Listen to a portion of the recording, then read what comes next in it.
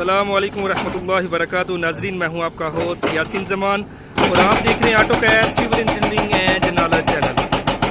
अल्लाह ताला के फजल से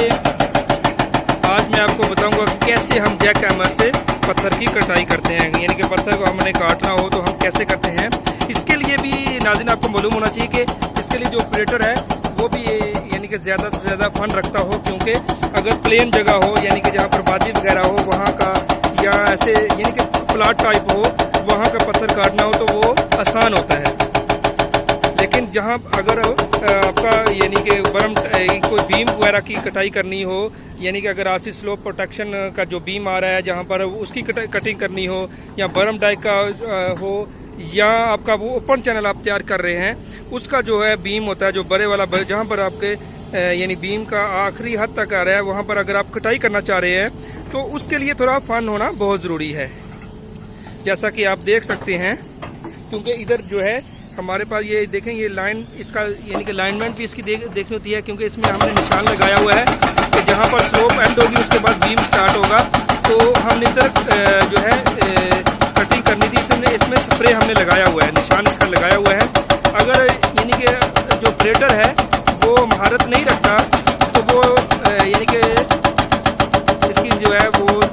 ज़्यादा कटाई कर देगा या कम कर देगा, तो उसमें टाइम भी लगेगा और खर्चाना भी ज़्यादा होगा, कंक्रीट भी यानी कि ज़्यादा आएगी। तो इसलिए हम क्या करते हैं, यानी कि इसमें जो कटिंग करने वाला जो ऑपरेटर है वो ज़्यादा से ज़्यादा महारत रखता हो पत्थर काटने की, जैसा कि आप देख सकते हैं।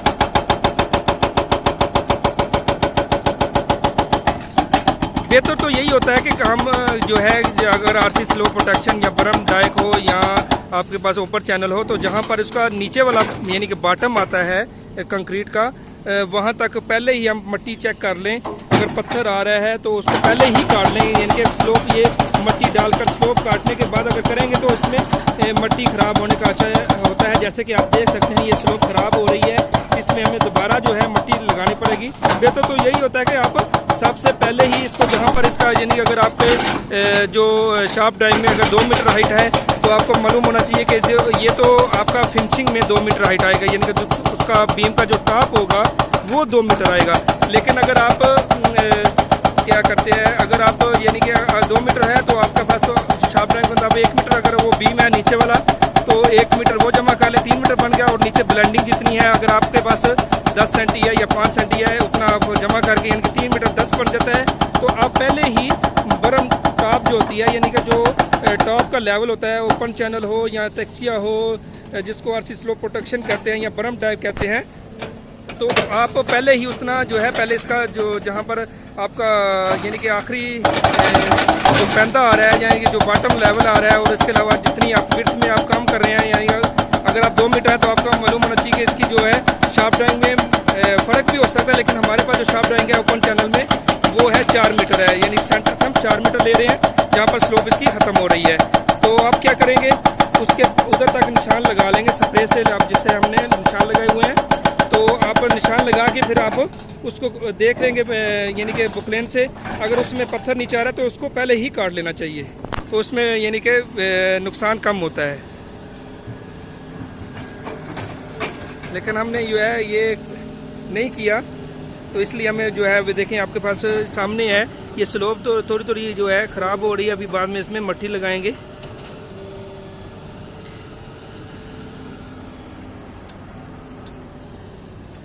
और साथ देखें लेवल भी लगाया हुआ है, साथ साथ हम देखते जाएंगे कि इसकी जो है कितना, यानी कि क्योंकि ये 10 सेंटी ज़्यादा हो जाएगा, पत्थर काटा जाएगा, नीचे चले जाएंगे तो बेहतर है, इसमें सब्बे से आ जाएगा, वो मुश्किल नहीं है। लेकिन अगर ऊपर रह गया तो फिर दोबारा यानी कि यानी कि वो बुकलेन पॉकेट वाली है वो भी साफ़ करेगी। उसके अलावा ये जैक हैमर वाला है तो इससे टाइम ज़्यादा ज़ाया होगा, इसलिए हम क्या करेंगे साथ साथ हमने लेवल भी लगा लिया है। कैंडे भी बना होता है, कैंडे से भी आप इसको चेक कर सकते हैं। लेकिन फिर भी हमने क्या करा है कि हमने इसको 0-0 चेक करने के लिए यानी कि जो है इसका काम जो है 100% हो, क्योंकि ये जैक हैमर से काम कर रहे हैं तो टाइम ज़्यादा भी ना लगे, इसलिए हमने साथ लेवल को भी लगा लिया है। हम क्या कर रहे हैं, लेवल से हम इसको कैसे कटा रहे हैं, आपको मालूम होना चाहिए कि सबसे पहले हमने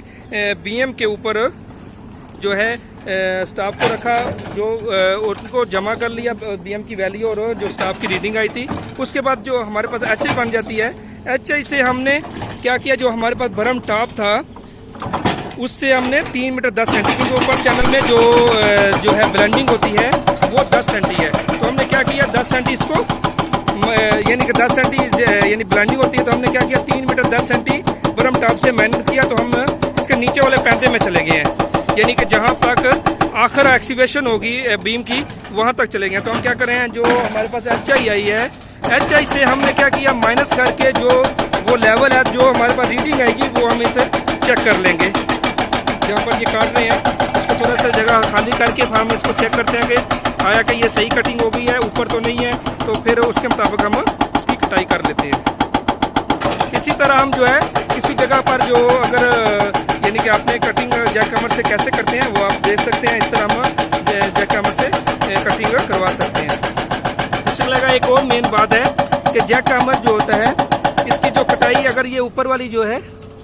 देखें, ऊपर वाली जो पिन है अगर ये लूज होगी तो ये अच्छे तरीके से काटेगी, अगर ये थोड़ा यानी कि सख्त होगी तो ये नॉर्मल काटती है,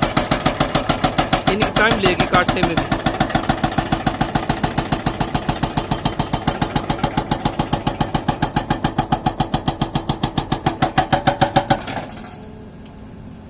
उसके अलावा आपको मालूम होना चाहिए कि जहाँ से हम स्टार्ट करते हैं काम को वहाँ पर थोड़ा टाइम तो लगेगा जैक हैमर से, फिर बाद में उसका जो है एक यानी कि उसको मालूम हो जाएगा कहाँ से हम काटेंगे, यानी कि वो अपना जो है जगह बना लेगा काटने के लिए भी। पहले जब स्टार्ट था उससे एक पत्थर देखें, अगर आपके पास कोई पहाड़ी टाइप है या कोई ऐसे भी आपको चौड़ी जगह है तो वहाँ से कोई चीज़ थोड़ी सी निकालनी हो तो दिक्कत होती है निकालने में। तो इसी तरह ये भी पत्थर है जैक हैमर के लिए भी, तो ये पहले जो पत्थर 2-3 हमने निकाले तो उसमें थोड़ा टाइम लगा था, अभी वो बहुत जो है उसकी यानी कि वो आसानी से जल्दी से निकाल यानी कि काटता है और निकालना भी इसको आसान होता है। नाज़रीन, यही थी आज की वीडियो कि किस तरह हम जैक हैमर से पत्थर की कटाई करते हैं।